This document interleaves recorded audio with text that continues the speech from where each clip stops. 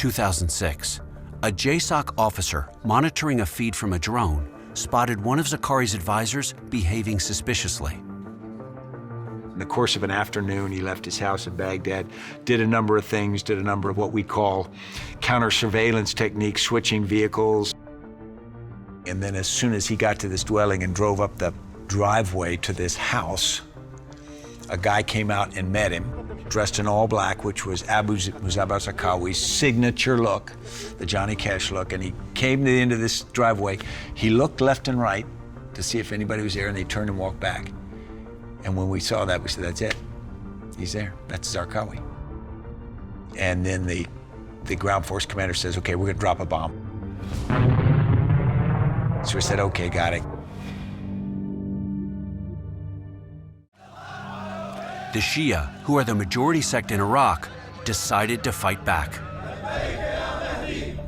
Violence is spreading in Iraq, a day after one of Shiite Islam's holiest shrines was attacked. Zakari had long sought to spark a civil war. Now he had. His confidence high, he released a video that revealed his face for the first time.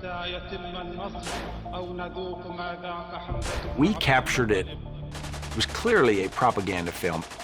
He was the visionary leader and he was the communicator for it. He was many things wrapped up into one, and he was a psychopathic killer. We didn't know where he was.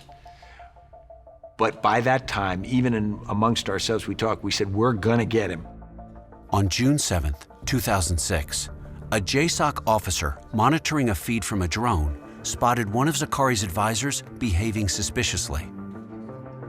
In the course of an afternoon, he left his house in Baghdad, did a number of things, did a number of what we call counter-surveillance techniques, switching vehicles. And then as soon as he got to this dwelling and drove up the driveway to this house, a guy came out and met him, dressed in all black, which was Abu Zakawi's signature look, the Johnny Cash look, and he came to the end of this driveway. He looked left and right to see if anybody was there, and they turned and walked back. And when we saw that, we said, that's it. He's there. That's Zarqawi. And then the ground force commander says, okay, we're gonna drop a bomb. So we said, okay, got it.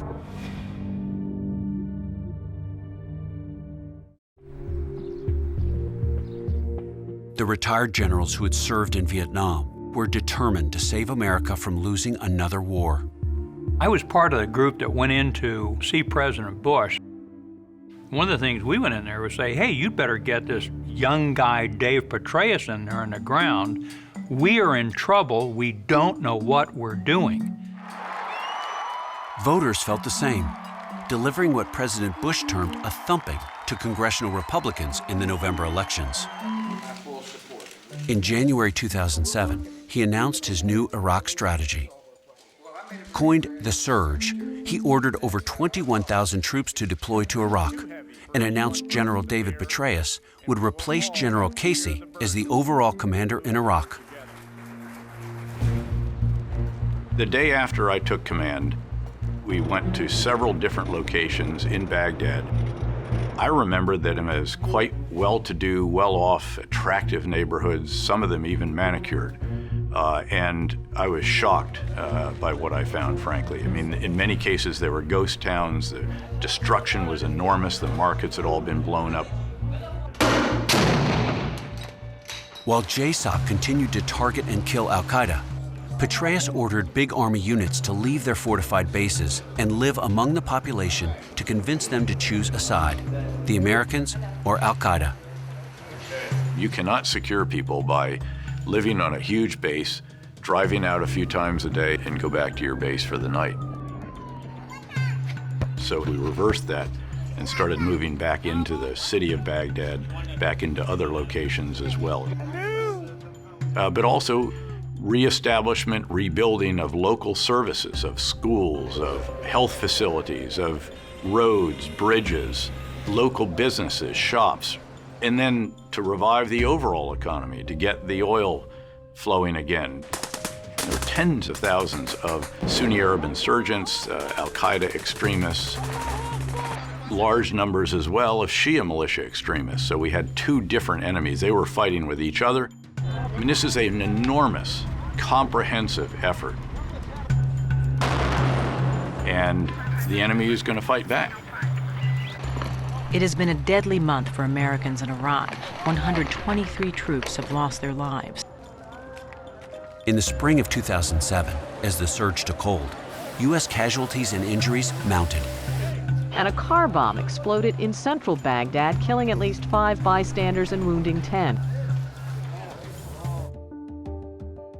Petraeus and his team worked to ally with Sunni tribes angered by al-Qaeda's brutal tactics and Taliban-style rule. It was called the Sunni Awakening. Now, the very same Sunni tribesmen who had been fighting the Americans teamed up with them to fight al-Qaeda. I mean, a number of our commanders questioned this initially, said, "Sir, hey, you want us to sit down across the table from this guy who's got our blood on his hands?" We had to say, this is how you end these kinds of insurgencies. This is one of the tools. As the number of Americans killed and wounded continued to rise in the first months of the surge, Congress began to doubt Petraeus' approach. In September 2007, Petraeus and Ambassador to Iraq Ryan Crocker were summoned to defend the surge before Congress. And if I did not think that it was an endeavor in which we could succeed, I would not have testified as I did to you all here today. Thank you, sir. There was a great deal of skepticism, and I sought to be realistic about it. I said, I'm not an optimist nor a pessimist. I'm a realist. It's all hard all the time, all of these kinds of qualifiers. But at the end of the day, violence was down very significantly. I think at that point in time, it was already down by somewhere around 50% or so. In the following year, Petraeus' projections proved correct. Violence was at its lowest level in 5 years, and the Civil War was winding down. You know, people say we got lucky. We didn't get lucky. We manufactured some luck. Violence continued to decline, and in December 2011, U.S. troops departed Iraq. After 8 years of war, the cost in lives, 4,489 Americans and more than 150,000 Iraqis. Cost to American taxpayers, over $2 trillion.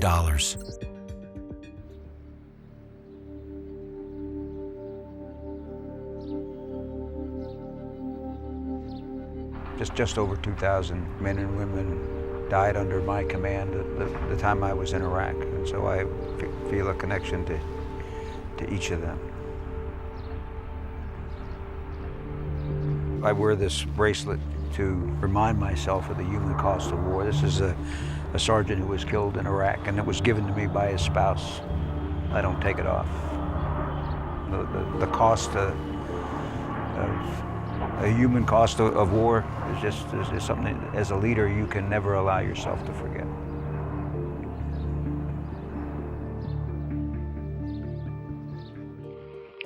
American war generals don't start wars. Politicians do. The hour is coming when America will act, and you will make us proud.